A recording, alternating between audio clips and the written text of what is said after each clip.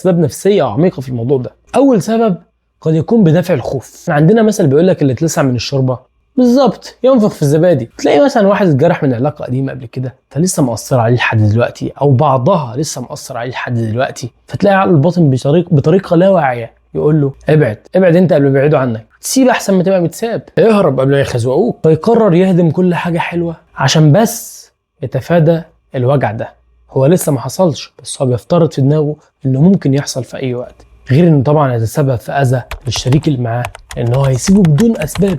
مفيش سبب واضح ان هو يسيبه ويمشي غير ان هو بدافع الخوف. السبب رقم 2 هو التعود على الفوضى. في ناس اتربت على فكره ان الحب عباره عن دراما وصوت عالي وخناقات، فاول لما يلاقوا حب هادي وصحي بيقلقوا، يحس ان في حاجه غلط، هو مش بيصدق ده بجد، ويبدا يدور على مشكله مش موجوده اصلا. يعني يبدا يخترع مشاكل وهي مفيش مشاكل اساسا. انت كده ازاي يعني؟ مفيش حاجه اسمها كده، بص انا هفضل وراك لحد ما الاقي فيك حاجه غلط. ازاي يعني؟ انت حتى اسمك احمد، انت اكيد مش كده. ودي احد اوجه الظلم التي لا ترضي الله اللي بنواجهها احنا كاحمدات. السبب الثالث هو الشعور بعدم الاستحقاق. دي اكتر كلمه بنقولها جوانا